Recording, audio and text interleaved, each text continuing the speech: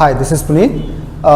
आज हम जो सॉल्यूशन करवा रहे हैं ये DBMS के आपके जो फर्स्ट पेपर हुआ था, फर्स्ट टेस्ट हुआ था, उसके सॉल्यूशंस हैं। अगर आपको कोई क्वेश्चंस में डाउट भी लगा हो, आंसर्स में भी डाउट लगा हो, तो उसको आप करेक्ट कर सकते हैं ना, 1 बाय 1 सारे क्वेश्चंस के लेंगे। तो ये था आपका पहला question. Which one of the following is used to represent the supporting many-to-one relationship?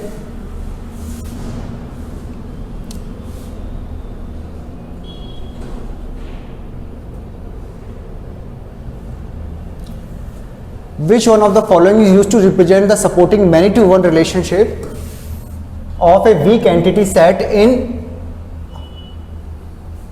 entity relationship diagram? ठीक है, कहने का मतलब ये है कि वीक एंटिटी सेट को किस तरीके से हम रिप्रेजेंट करेंगे। ठीक है, अगर रिलेशनशिप दे रखा है अपने पास तो किस तरीके से रिप्रेजेंट किया जाता है। अब ये 4 ऑप्शंस अपने पास हैं: diamond with double border correct, rectangle, rectangle with double border correct, vowels. देखो ओवल्स हो नहीं सकता, इसका आंसर गलत है, डी है, ओवल्स तो रिप्रेजेंट ही नहीं करते हैं। और पूछा क्या है, मैनी टू वन रिलेशनशिप, मतलब रिलेशनशिप के बारे में पूछा है कि रिलेशनशिप को हम किस तरीके से रिप्रेजेंट करेंगे। तो इसका जो आंसर है वो ए आंसर होना चाहिए। ठीक है ठीक है, इसका ए आंसर है आपका। दूसरा क्वेश्चन आ जाइए आप। सेकंड क्वेश्चन है आपका, in entity relation model suppose R is many to one relationship from entity set E. एक मिनट रुको,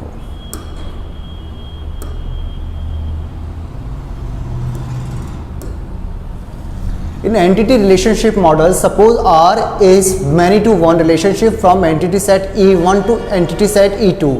Assume that E1 and E2 participate totally in R and the cardinality of E1 is greater than cardinality of E2.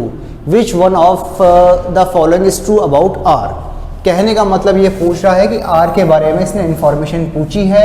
ये कह रहा है कि E1 एक entity है, दूसरी आपकी E2 एंटिटी है, इनके बीच में एक रिलेशनशिप है। वो जो रिलेशनशिप है वो है आपका टोटली रिलेशनशिप है आपका, मतलब टोटली रिलेशनशिप बता रखा है। लेकिन ये भी कह रखा है कि E1 is greater than E2, मतलब E1 की कार्डिनलिटी ग्रेटर देन E2 है ना। ऑब्वियसली जब मैनी टू वन आपका रिलेशनशिप दे रखा है तो E1 की जो कार्डिनलिटी है वो E2 से ज़्यादा तो होगी ही। तो अब ये पूछा है कि इन चारों जो ऑप्शंस है उसमें आर के बारे में आपको बताना है कि आर क्या कहना चाहता है। तो ये है कि every entity in E1 is associated with exactly one entity in E2, ये तो करेक्ट है। ऑप्शन सब entity in E1 is associated, नहीं, ये वाला ऑप्शन भी नहीं है कि every entity is associated with exactly one entity, और every entity E2 is associated with at most one, ना, आपका ए आंसर करेक्ट है। मैनी टू वन में क्या होता है ये देख लीजिए आप। मैनी टू वन में क्या ऑप्शन होता है, E1 मैनी टू वन क्या होता है, इस तरीके की चीजें आपकी होती है। ठीक है, एक से ज्यादा ऑप्शंस हो सकते हैं। एग्जैक्टली वन एंटिटी इन E2 तो होगी होगी, इससे ज्यादा भी हो सकती है आपकी। तो इन चारों ऑप्शंस में कौन सा ऑप्शन करेक्ट हो गया आपका, ए ऑप्शन करेक्ट हो गया, है ना बच्चों। अब आ जाइए, थर्ड क्वेश्चन है आपका,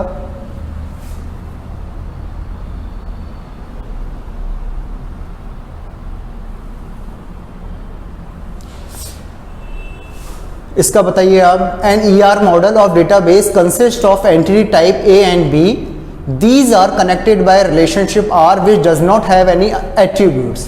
कहने का मतलब ये है कि ये दो एंटिटी बता रहा है, A और B की। एक एंटिटी A है, एक B है, और ये रिलेशनशिप इन दोनों के बीच में है जिसके पास कोई भी एट्रीब्यूट नहीं है। ठीक है, under which of following condition can the relation table for R merged with that of A, मतलब किस कंडीशन में ये जो आर है, जो रिलेशन है, ये ए के साथ मर्ज होगा। मतलब जो टेबल आप करोगे ना ज्वाइन, उसमें जो आर है वो आपका मर्ज होगा। कौन सी कंडीशन रहेगी आपकी, relation R is one to many and participation of A is total. अब देखो आप क्वेश्चन में देखो, मैन वन टू मैनी दे रखा है, वन टू मैनी दे रखा है, मैनी टू वन दे रखा है, मैनी टू वन दे रखा है। मैंने आपसे ये कहा था जब भी वन टू मैनी वाली कंडीशन हो, ठीक है, या मैनी टू वन हो, तो आप क्या करेंगे, मैनी की तरफ रिलेशन को शिफ्ट कर देंगे। अगर कोई रिलेशन का एट्रीब्यूट है तो किसकी तरफ शिफ्ट हो जाएगा, मैनी की तरफ। मतलब मैनी वाली जो कंडीशन है वो आपको क्या दे रखी है, ए वाली कंडीशन है, क्योंकि ए की तरफ मर्ज हो रहा है। तो मतलब ए जो होगा वो मैनी वाली कंडीशन है और ये वाली वन कंडीशन है। तो इसका मतलब ए आंसर नहीं हो सकता, बी आंसर नहीं हो सकता। अब इसकी तरफ आइए, relationship is R many to one and the participation of A is total और ए इज पार्शियल। देखिए अगर दोनों मैनी टू वन हैं तो किसकी तरफ शिफ्ट होगा, हमेशा फुल पार्टिसिपेशन की तरफ शिफ्ट होता है आपका, है ना। अगर ये दोनों वन होते तब तो किसकी तरफ ही पार्टिसिपेशन होता, अगर ये मैनी होता तो यहाँ पार्टिसिपेट हो जाता। और अगर मैनी है, मान लीजिए ये वाला मैनी है, यहाँ पार्टिसिपेट हो गया है, तो हम ये देखना है कि वो टोटल है या पार्शियल है। इन जनरली नहीं देखा जाता है, लेकिन जब कंडीशन अपने को दे रखी है कि सर टोटल भी दे रखा है, पार्टिसिपेशन पार्शियल भी दे रखा है, तो फिर आप पार्शियल को चूज करेंगे, है ना। सी आंसर रहेगा इसका।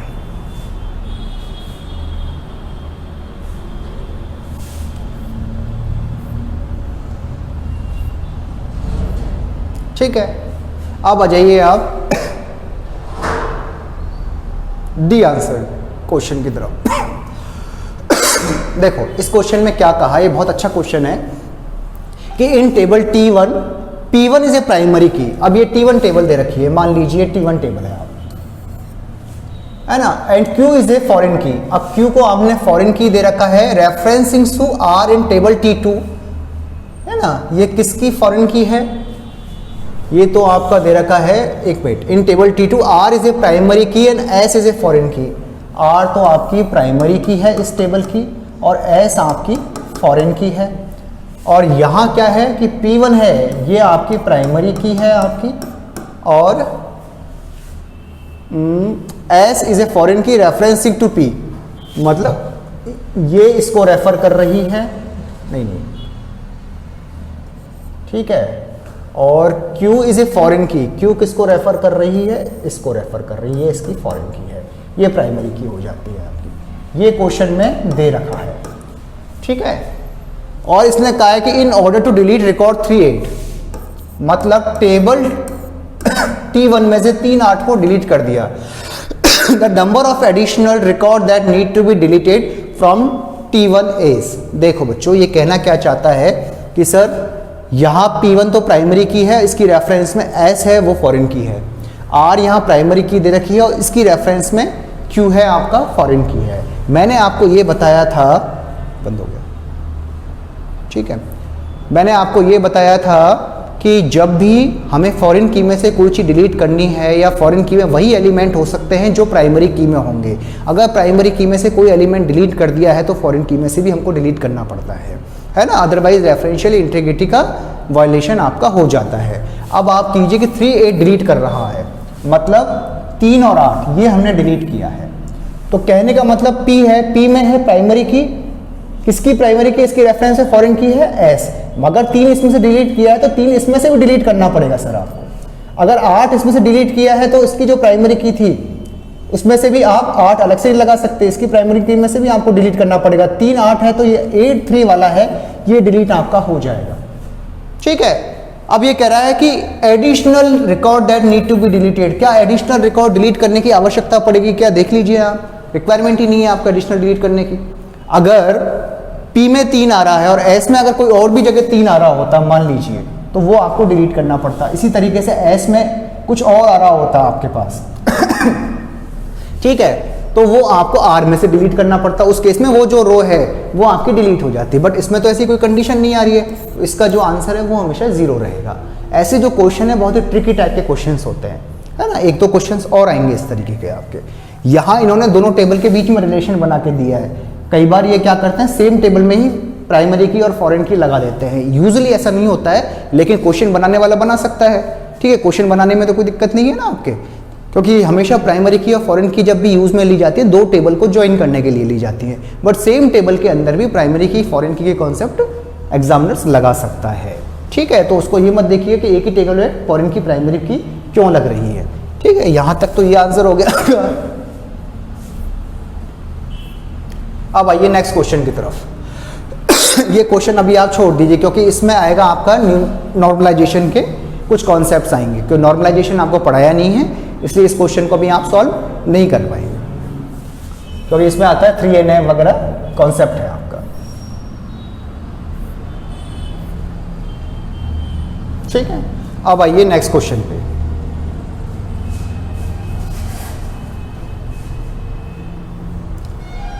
The maximum number of super key for the relation schema R E F G H with E is the key as. कहने का मतलब इसने कोई रिलेशन स्कीमा दे रखा है, उसमें आपको एक की दे रखी है, की मतलब कैंडिडेट की होती है ना, वो यूनिकली आइडेंटिफाई, और आपसे सुपर की पूछी गई है। देखिए रिलेशन दे रखा है ई एफ जी एच, है ना, इसका मतलब क्या है कि कोई रिलेशन है, उसके एट्रीब्यूट्स क्या है आपके, एक है आपका ई, एक है आपका एफ, एक है आपका जी और एक है आपका एच। ये जो चार हैं वो आपके एट्रीब्यूट दे रखे हैं, और ई जो है आपको, ये आपको कोई की दे रखी है, तो इसमें कितनी सुपर की होंगी, है ना। एक तरीका तो ये है कि आप इसको पूरी तरीके से सॉल्व करें। आप पहले ई के साथ एफ का कॉम्बिनेशन बना दें, जी का कॉम्बिनेशन बना दें, एच का कॉम्बिनेशन बना दें, दो के तीन के कॉम्बिनेशन बना दें, बट इसमें टाइम लगता है आपका। तो इसके लिए एक फॉर्मूला प्रिस्क्राइब किया हुआ है 2 की पावर n-1, ठीक है। 2 की पावर n-1 का मतलब होता है n है नंबर ऑफ एट्रीब्यूट, जैसे 4 एट्रीब्यूट दे रखे हैं यहाँ, तो 2 की पावर 4-1, तो कहने का मतलब हो गया 2 की पावर 3, कितना हो गया 2 4 8 इसका आंसर हो गया, मतलब 8 सुपर कीज होंगी इसके अंदर। लेकिन ये हर जगह अप्लाई नहीं होता है, इस पर अपन क्वेश्चंस करेंगे कैसे कैसे अप्लाई होगा। बट अगर एक ही अपने पास की दे रखी है और आपसे सुपर की पूछी गई है, तो ये फॉर्मूला वहां एप्लीकेबल होता है ना। अब मान लीजिए आपके पास 4-5 एट्रीब्यूट होते, के मान लीजिए के कोई एट्रीब्यूट्स है, और एक कैंडिडेट की दे रखी है, तो फिर कैसे निकालते हैं आप, 2 की पावर 5-1, ये आपका आंसर होता था उस केस में, है ना। ये सुपर की निकालने का फॉर्मूला है आपका, लेकिन हर जगह एप्लीकेबल नहीं हो सकता है, केवल वही एप्लीकेबल होगा जब केवल आपको एक ही कैंडिडेट की दे रखी हो रिलेशन में। अगर एक से ज़्यादा दे रखी है, 2 कैंडिडेट की दे रखी है, तो इसमें कुछ मॉडिफिकेशंस होते हैं इस फॉर्मूले में। 3 दे रखी हो तो फिर इस मॉडिफिकेशन होते हैं, वहाँ फिर सेट थ्योरी का कॉन्सेप्ट आपका लगता है, उस पर क्वेश्चंस आगे करेंगे। अभी इसी क्वेश्चन को सॉल्व करने के हिसाब से ये फॉर्मूला आपका एप्लीकेबल होगा, ठीक है बच्चों। तो इसका आंसर क्या हो गया आपका, डी आंसर है इसका। अब आइए ये वाला क्वेश्चन है, ये क्या पूछ रहा है अपने से, given the student relation as shown below, ठीक है। इसने पूरा क्वेश्चन नहीं दिया है, वैसे मैं बता देता हूं। इसका क्वेश्चन ये हमने क्लास में भी करवाया था कि x की क्या वैल्यू नहीं होनी चाहिए, हाँ। तो ये क्वेश्चन था आपका। इसमें स्टूडेंट आईडी दे रखा है, स्टूडेंट नेम की वैल्यू दे रखी है, स्टूडेंट ईमेल दे रखा है, स्टूडेंट एज दे रखा है, सीपीआई दे रखा है। अब आप देख लीजिए, स्टूडेंट नेम और स्टूडेंट एज को इन्होंने की बना रखा था कैंडिडेट की। क्वेश्चन के हिसाब से ये था स्टूडेंट नेम और एज जो है वो की का काम कर रही है, वो कैंडिडेट की है, तो जो x की वैल्यू है वो क्या नहीं होनी चाहिए। अब आप देख लीजिए, स्टूडेंट नेम और एज अगर है, स्वाति है, शंकर है, अगर शंकर की जो वैल्यू है वो 19 रख देंगे हम, तब तो ये की बनी नहीं सकती ना आपकी, मतलब 19 वैल्यू नहीं हो सकती, इसके अलावा तो कुछ भी वैल्यू हो सकती है आपकी। अब आइए 18 हो सकती है, हाँ सर हो सकती है, 19 नहीं हो सकती, 20 है, 21 है, ये भी हो सकती है। तो इसका जो आंसर था वो 19 आंसर था। और इसमें क्वेश्चन ये था कि स्टूडेंट नेम और एज अगर ये की है तो x की क्या वैल्यू नहीं होनी चाहिए, ठीक है। तो आंसर है आपका बी।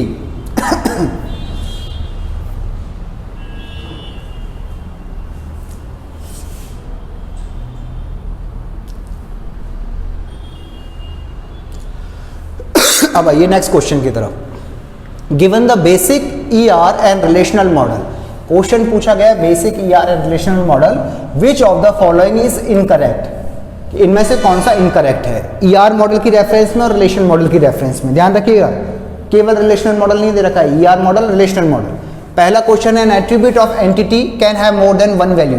देखो मल्टी वैल्यूड ER डायग्राम के अंदर परमिटेड है, लेकिन रिलेशनल मॉडल के अंदर परमिटेड नहीं है। मैंने कहा था हर एट्रीब्यूट की एटॉमिक वैल्यू होगी, लेकिन रिलेशनल मॉडल में तो है ना। ये तो दोनों की रेफरेंस से पूछ रहा है, तो रिलेशन, ये तो आंसर सही है इसका। मतलब अगर हम ER के मॉडल की रेफरेंस से बात करें तो एट्रीब्यूट जो होता है वो मल्टी वैल्यूड हो सकता है, लेकिन जब ER मॉडल को रिलेशनल मॉडल में चेंज किया जाएगा तो फिर वहाँ मल्टी वैल्यूड नहीं होगा, फिर उसको सिंगल वैल्यूड में कन्वर्ट करना पड़ेगा, है ना। लेकिन क्वेश्चन की रेफरेंस में तो आंसर करेक्ट है, हमें इनकरेक्ट देखना है। N attribute of an entity can be composite, ये भी करेक्ट सही है ना। रिलेशनल मॉडल में कंपोसाइट नहीं हो सकता, लेकिन उसमें तो हो सकता है। ईआर मॉडल में तो कंपोसाइट वैल्यू होती है, कंपोसाइट एट्रीब्यूट होते हैं, तो ये भी आंसर करेक्ट है आपका। In row of relation table an attribute can have more than one value. अब देखिए आप, in row of relation table an attribute can have more than one value, नहीं सर ये नहीं हो सकता आपका। ये तो ईआर डायग्राम की रेफरेंस में दिए हैं और ये रेफरेंस में दिया है रिलेशनल मॉडल की रेफरेंस में। तो रिलेशनल मॉडल में किसी भी रो के अंदर कोई भी दो वैल्यूज नहीं हो सकती, वैल्यू हमेशा एटॉमिक होंगी, है ना, एक से ज़्यादा वैल्यू नहीं हो सकती है आपकी। तो इसका जो आंसर है वो ये जो है इनकरेक्ट आंसर है। ठीक है बच्चों, नेक्स्ट क्वेश्चन है आपका।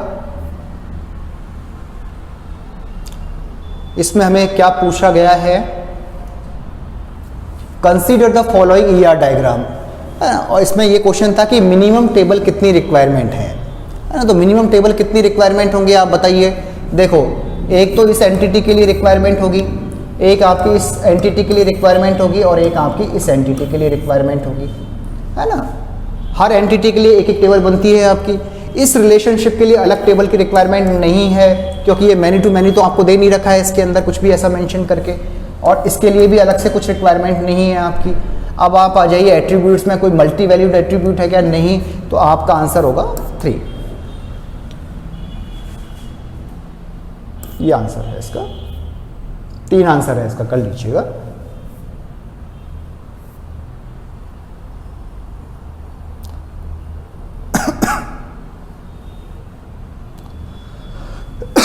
Which of the following is a correct attribute set for one of the table for the correct answer to the above question?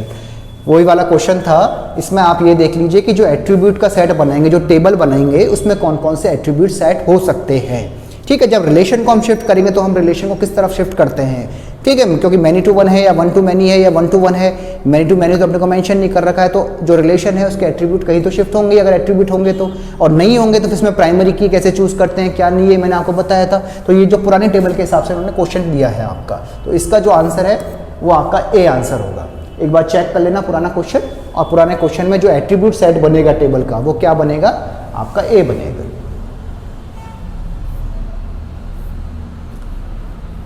ये क्वेश्चन है, ये अच्छा क्वेश्चन है काफी।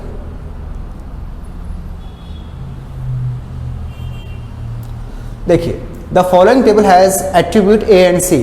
अब आपके पास एक टेबल दे रखी है, सेम टेबल दे रखी है, इसमें 2 एट्रीब्यूट दे रखे हैं, एक एट्रीब्यूट ए है, एक एट्रीब्यूट सी है ना। Where A is a primary key, A को प्राइमरी की मान लिया है इन्होंने, और सी को माना है फॉरेन की। यूजली ऐसा नहीं होता है कि एक टेबल के अंदर रिलेशन बना के दें, लेकिन कोई हार्ड एंड फास्ट नहीं है, एग्जामिनर दे सकता है क्वेश्चन एक ही टेबल में प्राइमरी की फॉरेन की का कॉन्सेप्ट एप्लीकेबल करके दिए जा सकते हैं, है ना। Referencing A with on delete case के the set of all tuple that must be additionally deleted to preserve referentially integrity अपने को प्रिजर्व करनी है। वैल्यू अपने को क्या दे रखी है, एक दे रखी है 2, फिर दे रखा है 3, फिर दे रखा है 4, 5, इधर आ जाइए 2, 3, 4, 5, 7, 9, 6 ये दे रखा है, ठीक है। अब ये क्या कह रहा है कि हमने टपल जो है 2, 4 उसको डिलीट कर दिया है सर, अब इसको डिलीट कर दिया है, ठीक है। तो कौन कौन सी चीजें डिलीट करनी पड़ेंगी एडिशनली, ताकि जो रेफरेंशियली इंटीग्रिटी है उसका जो कॉन्सेप्ट है वो बना रहे।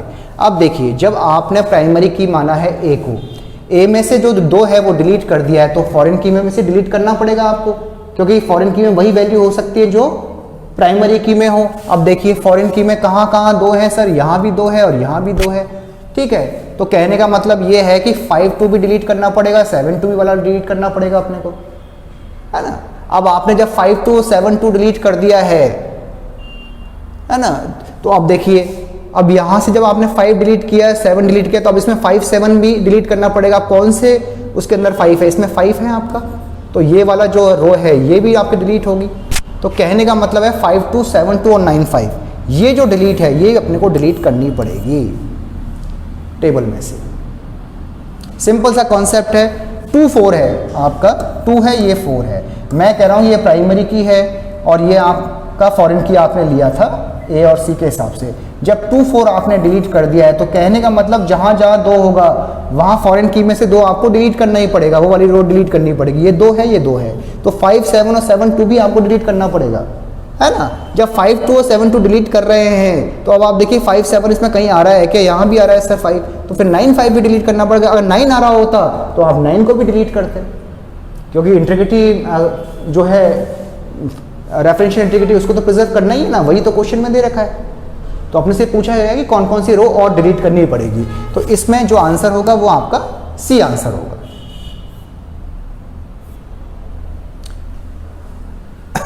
अब ये पूछ रहा है मिनिमम नंबर ऑफ टेबल्स।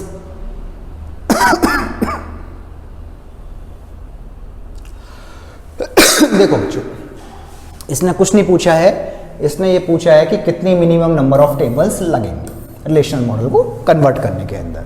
अब आप देखिए 2 एंटिटी हैं आपकी E1 और E2, तो इसके लिए तो आपको लगनी ही लगनी है। ER diagram simple valued attributes, इसने ये भी लिखकर दे दिया है कि सारे सिंपल वैल्यूड है, मल्टी वैल्यूड होता तो एक और ज़्यादा लग जाती, लेकिन सारे सिंपल वैल्यूड एट्रीब्यूट्स हैं। R1 और R2 दो रिलेशन दे रखे हैं E1 E2 के बीच में। R1 है 1 to many और R2 है many to many। अब आपको बात समझ में आ गई कि भाई 2 तो आपको दे रखे हैं E1 और E2, तो एक तो E1 के लिए बन जाएगी टेबल, एक आपके लिए E2 की बन जाएगी। इन दोनों में रिलेशन दे रखा है, एक R1 दे रखा है, एक R2 रिलेशन बना के दे रखा है, ठीक है। अब लेकिन जो R1 दे रखा है वो तो दे रखा है आपका 1 to many वाला, तो इसके लिए तो अलग टेबल रिक्वायर है ही, ये कहीं ना कहीं तो शिफ्ट हो जाएगा E1 में E2 में, जहाँ भी है मतलब E2 की तरफ। और जो R2 दे रखा है वो दे रखा है मैनी टू मैनी। मैंने आपको बताया था मैनी टू मैनी जब भी कंडीशन रहेगी तो एक अलग से टेबल बनेगी आपकी। तो आपको कितनी टेबल की रिक्वायरमेंट होगी, 1 2 और तीसरी टेबल, तो मिनिमम इसका आंसर होगा आपका 3।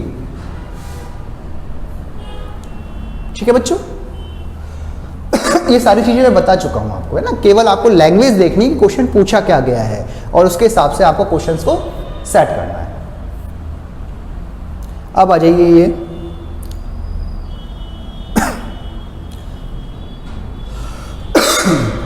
Consider the entity, hotel room दे रखा है, एक पर्सन दे रखा है, लॉजिंग दे रखा है ना। और आपसे पूछा गया है कि कोई भी इंफॉर्मेशन को अगर स्टोर करवा रहे हैं, पेमेंट इंफॉर्मेशन को, वो कहाँ पर जाकर this information should be appear, कहाँ अपीयर होगी।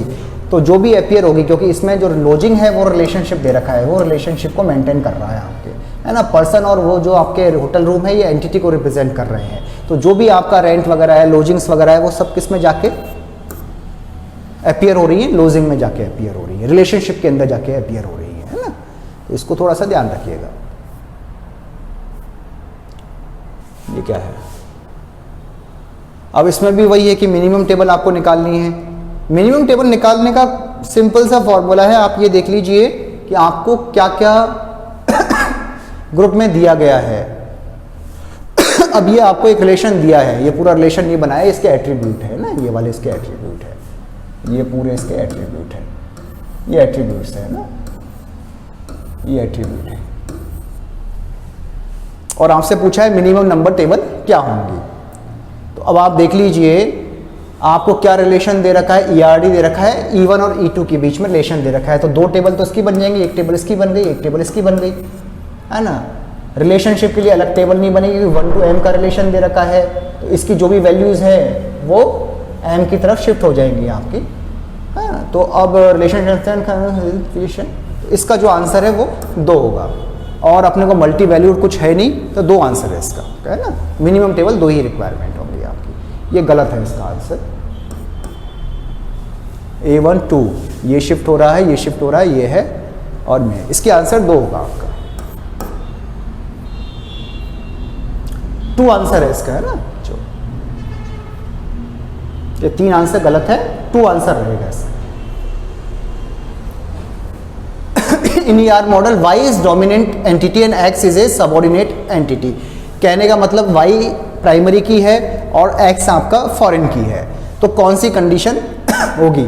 X deleted and Y is also भी डिलीटेड, कोई आवश्यक नहीं है। Y is deleted and X also deleted, yes. Y is deleted and X, B answer रहेगा इसका, है ना, बी आंसर है। जब भी प्राइमरी की में से कोई चीज डिलीट करोगे आप, या प्राइमरी की डिलीट करोगे, तो फॉरेन की आपको डिलीट करनी ही पड़ेगी। फॉरेन की जो प्राइमरी की वाली टेबल होती है वो मास्टर टेबल होती है आपकी, और जो फॉरेन की वाली होती है वो चाइल्ड होती है। चाइल्ड किस पर डिपेंडेंट है, मतलब अपने पेरेंट्स पर डिपेंडेंट रहता है। इस पर बहुत क्वेश्चन बनते हैं आपके फॉरेन की पर। ये चीज़ अभी आपको पढ़ाई नहीं है, ये लास्ट में जो बेसिक कॉन्सेप्ट है डेटा इंडिपेंडेंस के आपके, वो बाद में कराएंगे। विच symbol denote derived attribute, drive attribute को हम कैसे डिनोट करते हैं? डैश एलिप्स से डिनोट करते हैं। ये तो सिंपल था आपका, डैश से करते हैं। ये क्वेश्चन है कि let R A B C S D E F, देखो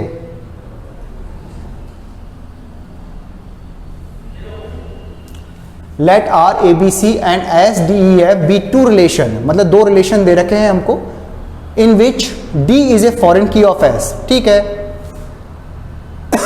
फॉरेन की ऑफ एस, ठीक है, that refers the primary key of are.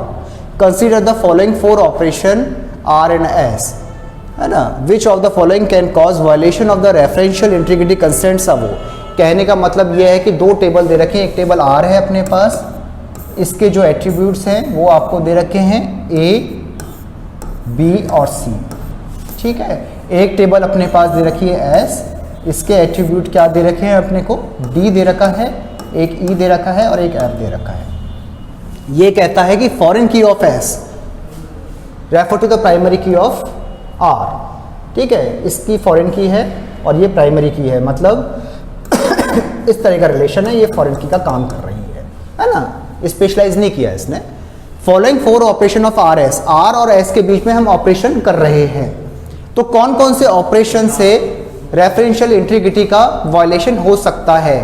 अब आप देखिए हमेशा कि अगर आर प्राइमरी की है, आर में कोई भी प्राइमरी की है, तो आर में कोई भी इंसर्ट करवाने पर क्या कोई वायलेशन हो सकता है क्या रेफरेंशियल इंटीग्रिटी का? नहीं हो सकता। तो आपका ये तो आंसर गलत है। इंसर्ट करवाने पर, इंसर्ट इनटू एस हाँ करवाने पर हो सकता है। डिलीट फ्रॉम आर ये भी हो सकता है, डिलीट फ्रॉम एस नहीं हो सकता। तो सेकंड और थर्ड इसका आंसर है, इसका आंसर है आपका बॉस सेकंड एंड थर्ड। कहने का मतलब है इंसर्ट और डिलीट ऑपरेशन में से या तो मास्टर टेबल में डिलीट ऑपरेशन हो सकता है या चाइल्ड टेबल में हो सकता है। इसी तरीके से इंसर्शन होगा वो मास्टर टेबल में होगा या फिर चाइल्ड टेबल में होगा। तो किस में करवाने पर वॉयलेशन हो सकता है वो आपको बताना है। तो सेकंड और थर्ड इसका आंसर करेक्ट है। ठीक है बच्चों, ये है कि consider the following relationship entity diagram. ये डायग्राम अपने को दे रखा है और इसमें हमको बताना है कि जब इसको रिलेशनल मॉडल में कन्वर्ट कर रहे हैं तो कौन सी कंडीशन होल्ड नहीं करेगी, है ना। तो इसमें मेरे हिसाब से सी आंसर इसका होना चाहिए। मैंने आपको बताया जब टेबल बनाते हैं आप तो टेबल रिलेशनल मॉडल के अंदर तो आपको ये देखना है कि कौन सी चीज़ कहाँ जा सकती है। उसकी प्राइमरी की बनाएंगे तो टेबल कौन कौन सी बन सकती है, उसके एट्रीब्यूट्स क्या हो सकते हैं, उसके स्कीमा किस तरीके से बनेगी आपकी। तो उस स्कीमा में ये होल्ड नहीं करेगी, बाकी ये सारी होल्ड कर सकती हैं।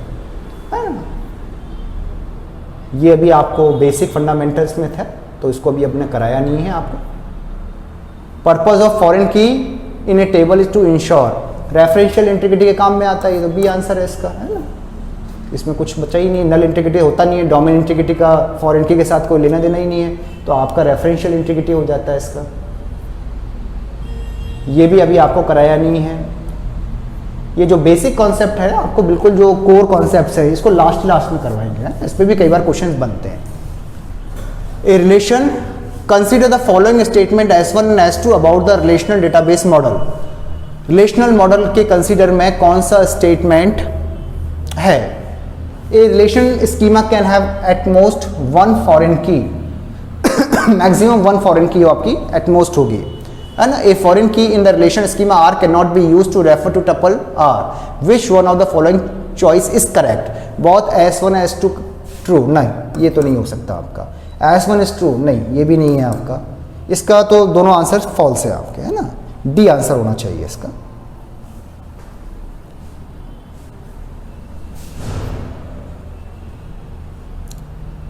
ये तो शायद जावा से है, ठीक है। तो ये थे आपके फर्स्ट पेपर के क्वेश्चन। इसमें से किसी को भी इसके अलावा भी डाउट हो, कोई भी क्वेश्चन में प्रॉब्लम हो तो पर्सनली भी आप ग्रुप के अंदर डाल सकते हैं, है ना, कोई दिक्कत वाली बात नहीं। आज के लिए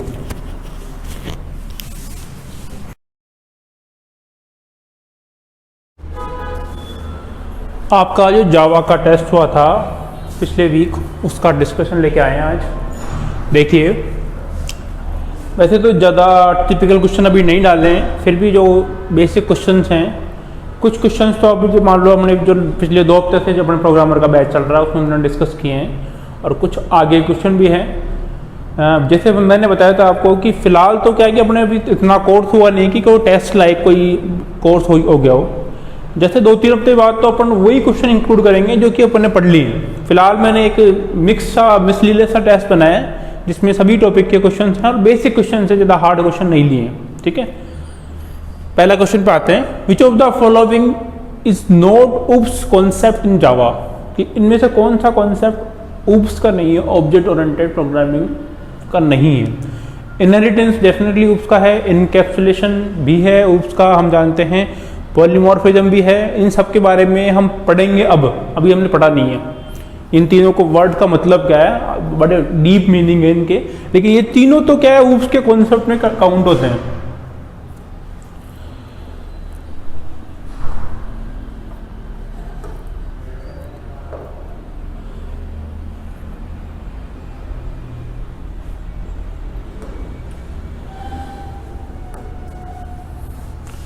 ये तीनों ऊप्स में काउंट हो रहे हैं। और कंपाइलेशन तो अलग चीज है, कंपाइल तो हर लैंग्वेज में कंपाइल होता है, तो कंपाइलेशन ऊप्स का पार्ट नहीं है, तो ये आंसर है साहब अपना। ठीक है ना।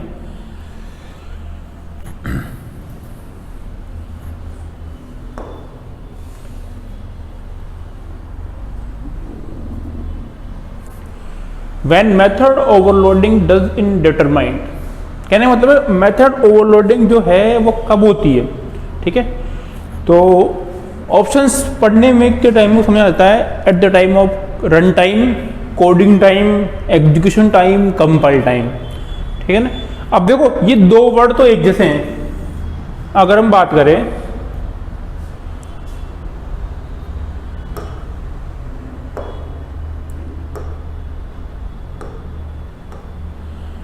रन टाइम और एग्जीक्यूशन चीज, ये दोनों एक होता है।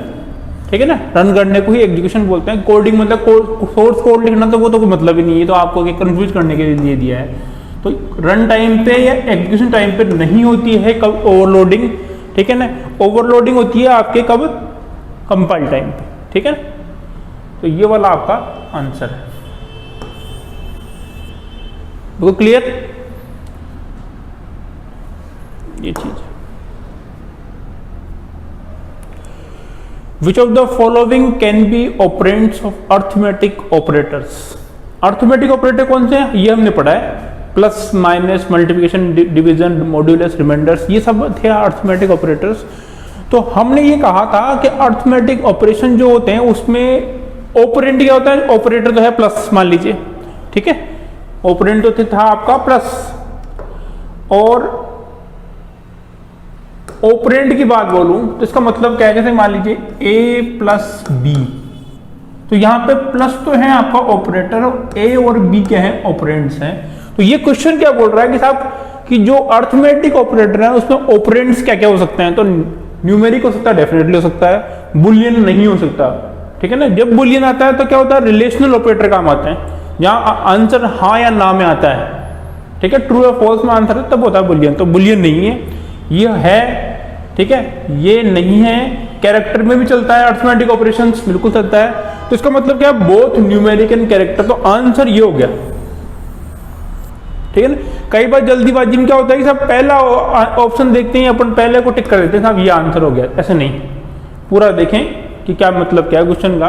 तो क्वेश्चन पढ़ना भी बहुत जरूरी है, अपनी मर्जी से, ऐसा नहीं बड़ी जल्दी से अपन कुछ भी कर दे।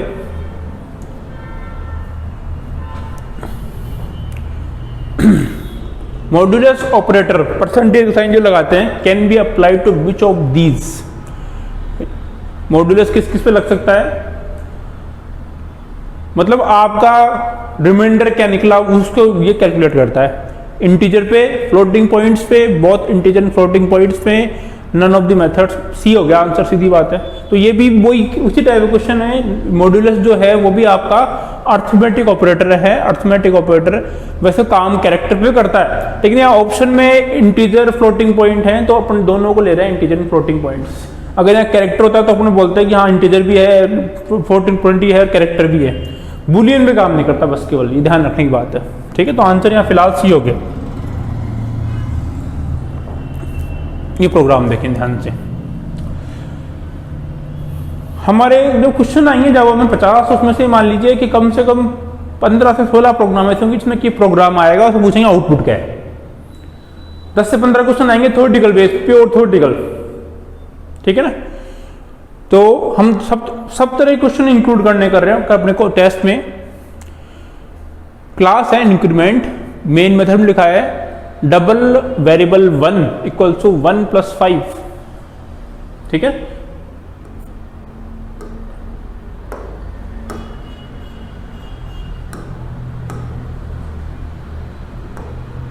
तो 1 + 5, तो वेरिएबल 1 के अंदर कितना आ गया यहां पे 6,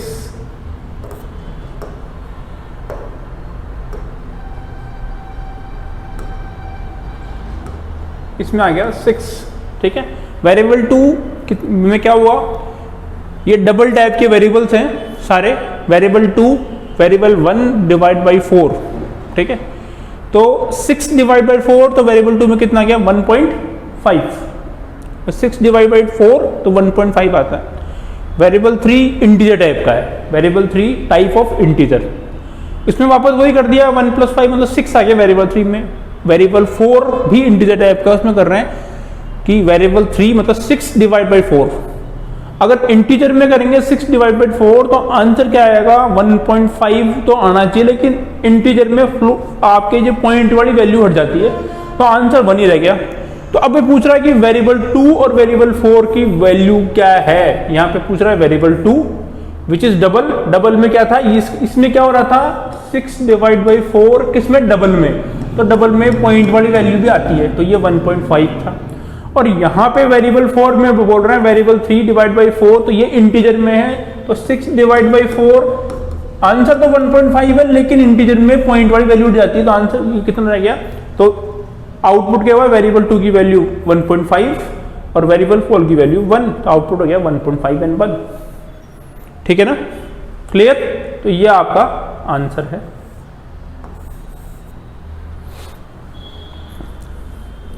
क्लियर भाई साहब।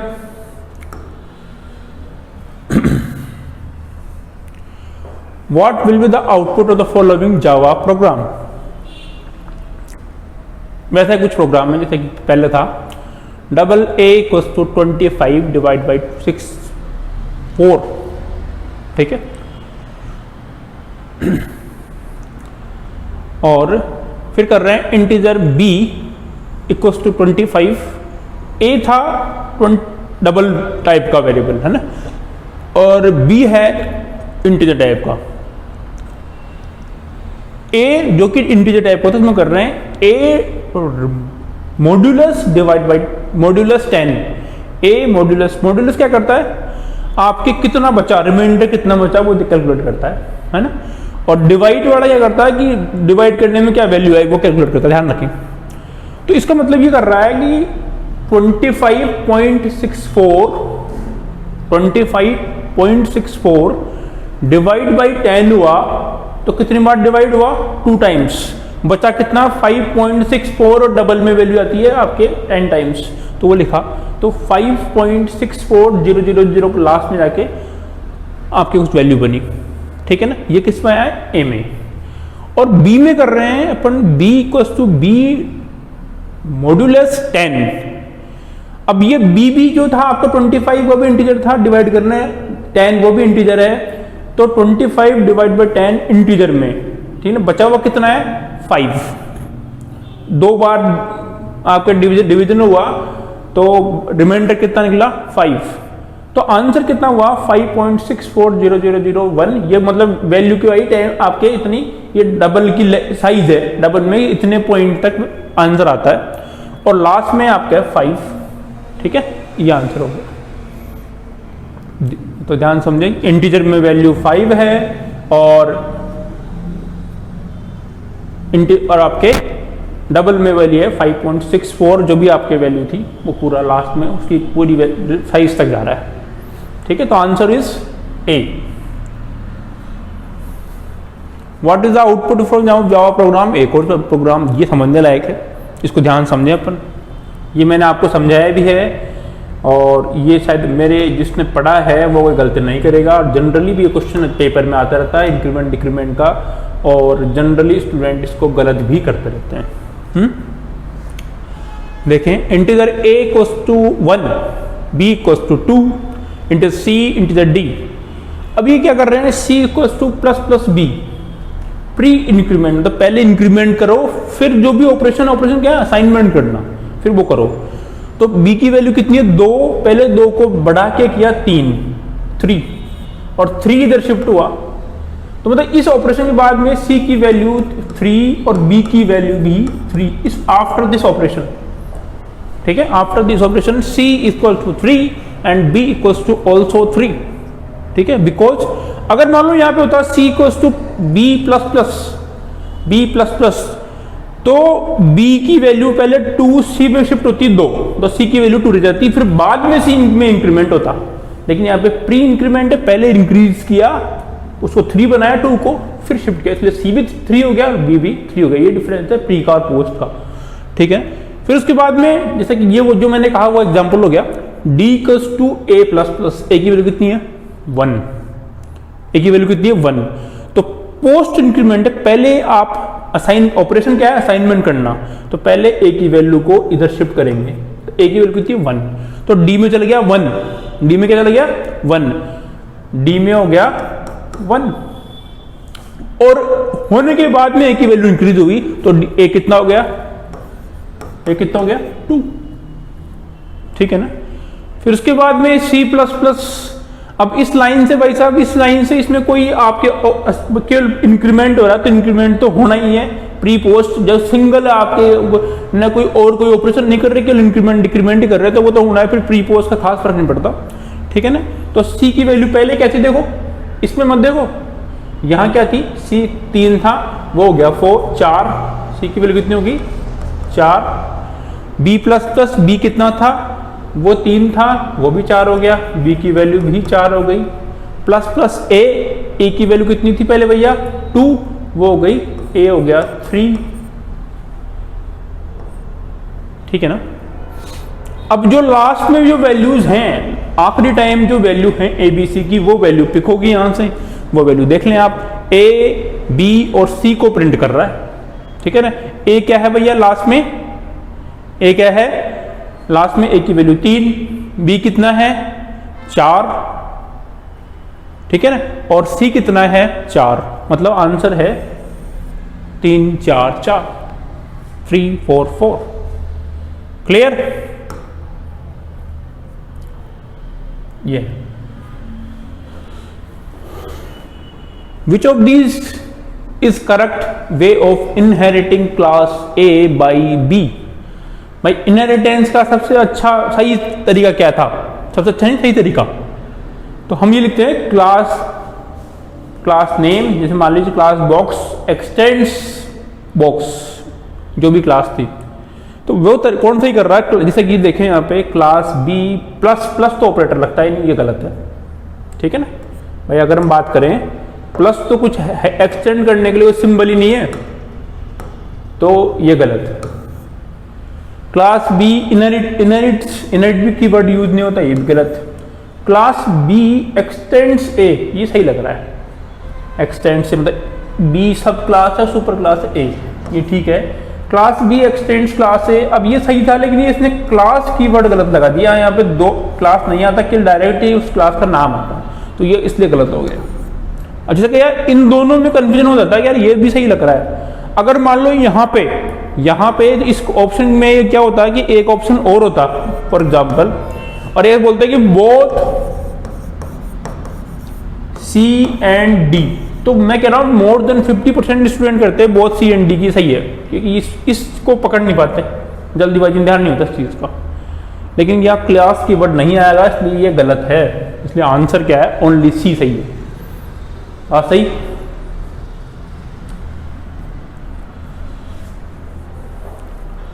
छोटा बड़ा प्रोग्राम है, ध्यान से समझे क्या करना चाह रहा है। विच 2 classes use the shape class correctly. कोई क्लास है शेप, उसमें कोई मेथड बना हुआ होगा, ठीक है ना, मतलब वो क्या है, वो बेसिकली क्या है,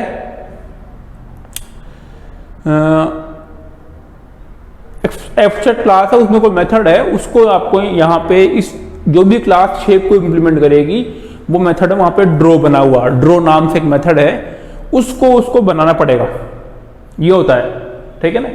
basically shape is a abstract class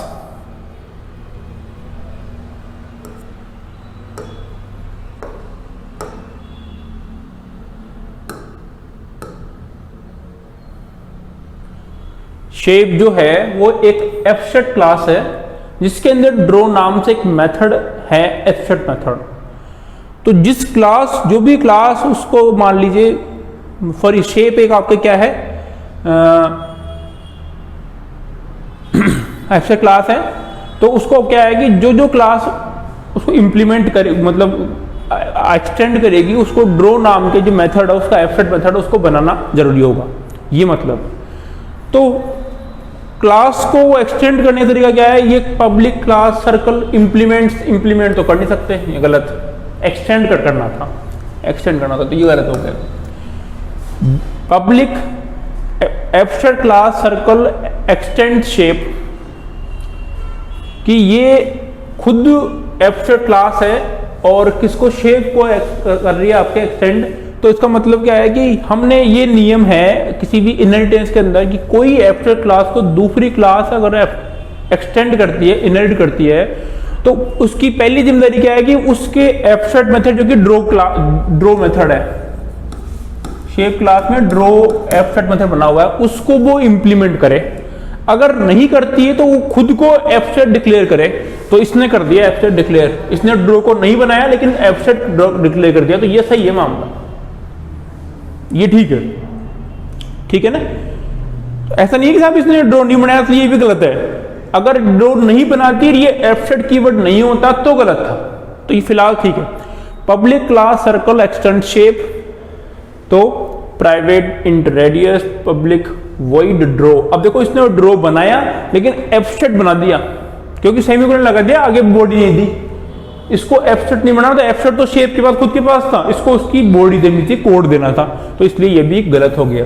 फिलहाल इनहेरिटेंस हमने पढ़ा नहीं है तो ये कम समझ में आएगा जो हमारे जो स्टूडेंट्स हैं, लेकिन ये मैंने कहा कि ये मिसलिनियस टेस्ट है, तो ऐसे टेस्ट आते रहेंगे। Public abstract class circle implement shape, अब इंप्लीमेंट की तो बात ही नहीं है, एक्सटेंड करना था, ये इसलिए गलत हो गया। Public class circle extend shape, यहाँ आपकी ये ठीक है, शेप को एक्सटेंड कर रहे हैं और ड्रॉ का कोड भी दे रहा है, यहाँ पे देखो ड्रॉ का कोड दे रहा है, तो ये ठीक है, ई वाला ठीक है। और public abstract class circle implement shape, ठीक है, तो ये क्या कर रहा है, ड्रॉ को इंप्लीमेंट कर रहा है, इंप्लीमेंट करना था, एक्सटेंड करना था, ये भी गलत हो गया। तो केवल सही कौन है, बी और ई, बी वाला ठीक है और ई वाला ठीक है, तो आंसर इज ए जिसमें बी और ई दे रखा है। बात क्लियर, ठीक है। ये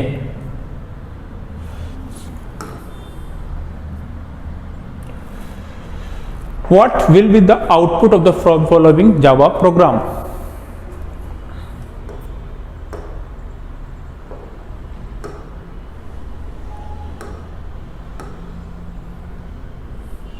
देखिए क्लास ए जिसमें एक आई वेरिएबल है इंटीजर टाइप का, वॉइड डिस्प्ले, उसमें आई को प्रिंट कर रखा है। क्लास बी एक्सटेंड्स ए, बी सब क्लास है जो कि सुपर क्लास ए को एक्सटेंड इनहेरिट कर रही है।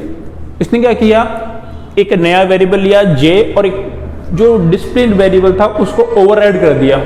ओवरराइडिंग फिलहाल हमने पढ़ी नहीं है, लेकिन हम मान लीजिए थोड़ी बहुत अगर आप जावा की नॉलेज रखते हैं तो आपको ध्यान होगा कि सुपर क्लास के मेथड को सब क्लास में वापस बनाना as it is same name और सेम पैरामीटर के से, उसको बोलते हैं ओवरराइडिंग। तो यहाँ पे ओवरराइडिंग हो रही है किसकी, डिस्प्ले मेथड की सब क्लास के अंदर, ठीक है। तो इसने क्या किया, वो तो कर रहा था जे को प्रिंट, ये कर रहा है, ये कर रहा था आई को प्रिंट और ये कर रहा है जे को प्रिंट।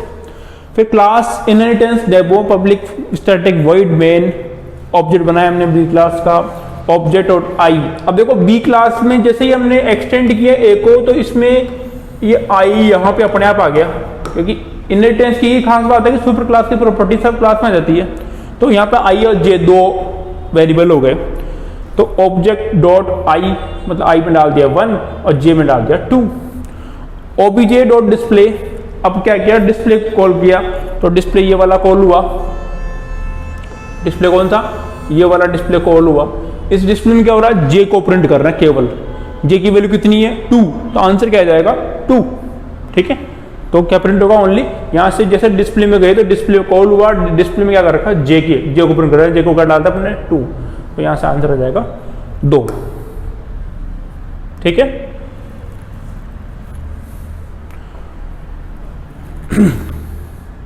एक और वैसा ही प्रोग्राम थोड़ा सा चेंज किया है इसमें।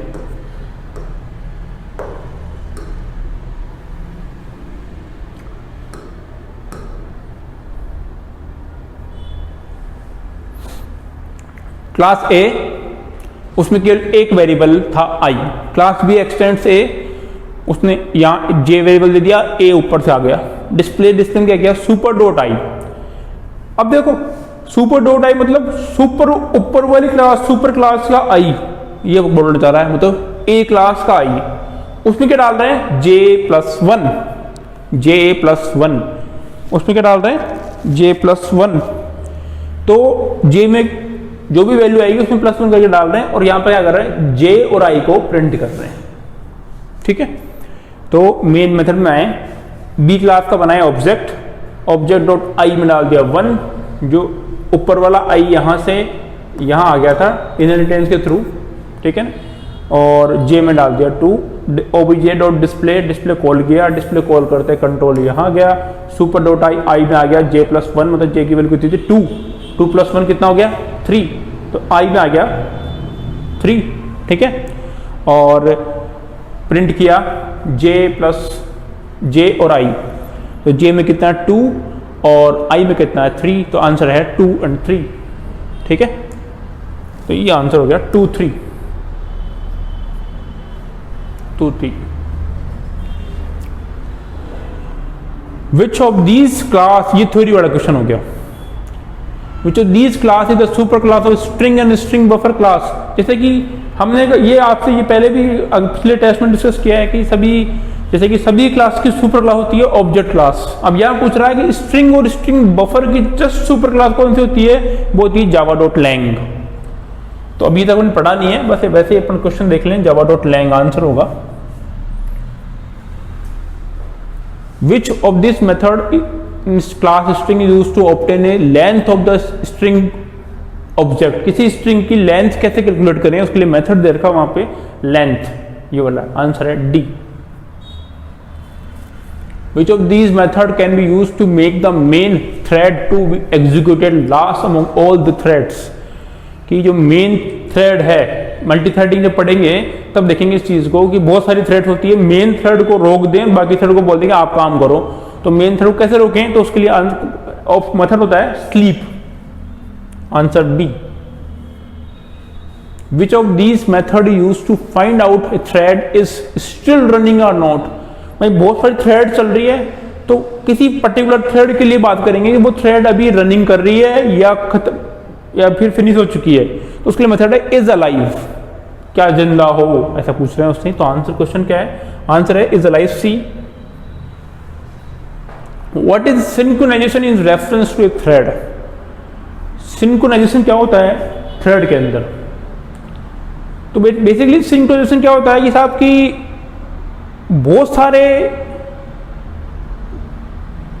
थ्रेड्स हैं, वो एक सिंगल रिसोर्स को यूज करें अपने नंबर आने पर। ठीक है ना, मतलब ये ऐसा ही है कि एक सेविंग अकाउंट है, एक सेविंग अकाउंट में दो से ज्यादा लोग उसको एक्सेस करते हैं, लेकिन एक दूसरे को डिस्टर्ब करे बिना, वो होती है, इसको डिटेल में पढ़ेंगे हम, थ्रेड जब पढ़ेंगे मल्टी थ्रेडिंग। तो इसका आंसर है पहला ही है, it's a process of handling the situation when 2 or more threads need access to a shared resources. एक ही रिसोर्सेज है, उसको 2 या 2 से ज्यादा थ्रेड्स एक साथ एक्सेस करने की कोशिश करती है, लेकिन सिंक्रोनाइजेशन वे में। ठीक है ना, फिलहाल ये कम समझ में आएगा।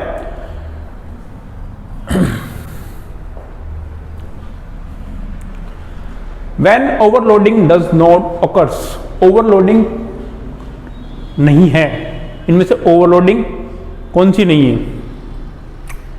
ठीक है, मोर than one method with the same name, but ये तो हमने पढ़ा है तो इसका आंसर हम दे सकते हैं। More than one method with the same name, एक से ज्यादा मेथड जिनके एक जैसे नाम है but different method signature and different number or type of parameters. Method के नंबर ऑफ पैरामीटर्स अलग हैं, नाम एक जैसा है, तो क्या वो ओवरलोडिंग है? हाँ ये तो है, तो ये तो हो रही है ओवरलोडिंग। इसने बोला कि ओवरलोडिंग किसमें नहीं है वो तो, ये तो सही है। बी। अब देखो ऐसे क्वेश्चन बड़े डिफिकल्ट होते हैं जिसमें थ्योरी आती है, इनका मीनिंग समझना मुश्किल होता है, तो वो तभी समझ में आएगा जब हमने कॉन्सेप्ट समझा है।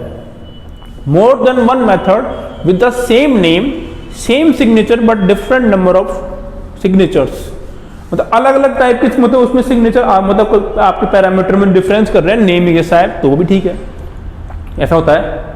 मोर than one method with the same name same signature same number of parameter but different types. अब हो रहा है नंबर ऑफ पैरामीटर्स, मान लो ऊपर वाले में 3 है और नीचे वाले में 3 है, लेकिन नाम एक जैसा है, लेकिन क्या चेंज कर दिया? टाइप चेंज कर दिया। कल हमने पढ़ा था लास्ट क्लास में कि ओवरलोडिंग होती है जब आप या तो नंबर ऑफ पैरामीटर चेंज कर दें या टाइप्स ऑफ पैरामीटर चेंज कर दें। इसमें टाइप चेंज कर रहा है और नंबर एक जैसा रख रहा है, तो ये भी ओवरलोडिंग है। ये तीनों में ओवरलोडिंग हुई, परफेक्ट। चौथा, मोर than one method with same name same number of signature but type not different signatures, but type not different signature, मतलब ये बोल रहा है कि टाइप भी अलग नहीं है, एक जैसा नाम है, ठीक है ना, एक जैसा पैरामीटर है, टाइप भी अलग नहीं है, ऐसे बोल रहा है। तो टाइप कुछ तो अलग करो, अगर कुछ सब कुछ एक जैसा कर दोगे तो फिर तो कंपाइलर बोलेगा कि साहब ये तो मेथड पहले बना हुआ है। इसमें क्या बोल रहा है ये? Same number of parameters same name और टाइप भी अलग नहीं है, बट ठीक है ना, टाइप भी एक जैसा ही है, ठीक है। तो ये क्या हुआ सब आपके, तो डी आंसर हो गया, ठीक है। When does expression in Java arise in code sequence? Expression कब आती है? एरर आती है, एरर तो आती है कंपाइल टाइम, एक्सप्रेशन आती है रन टाइम, ठीक है। तो answer is run time. Which of these keywords is not a part of the expression handling? Expression handling में इनमें कौन सा कीवर्ड काम नहीं आता? ट्राई आता है डेफिनेटली, फाइनली आता है, कैच आता है, थ्रोन नहीं आता, थ्रो आता है। ये कंफ्यूजन होता है, थ्रो शब्द कीवर्ड तो यूज होता है लेकिन थ्रोन कहीं यूज नहीं होता, इसलिए आंसर है thrown. What is use of interpreter? अब देखो इसमें कोई थोड़ा सा गड़बड़ है, इसमें आंसर दोनों ही सही है, ए भी ठीक है और बी भी ठीक है। They convert byte code to machine language code, ये ठीक है, बाइट कोड को मशीन कोड में चेंज करता है, सही बात है। They read high level code and execute them, ये भी ठीक है। तो दोनों ठीक है यहाँ पे, ठीक है ना। तो यहाँ पे ए की बता रहा है लेकिन ए और बी दोनों ठीक है, ये क्वेश्चन थोड़ा गड़बड़ है, इसमें आपको बोनस मिलना चाहिए। What is the extension of Java code file? .java, definitely we know very well. Okay, complete। तो नेक्स्ट क्लास होगी अपने, जैसे कि आज बुधवार तो हो गया।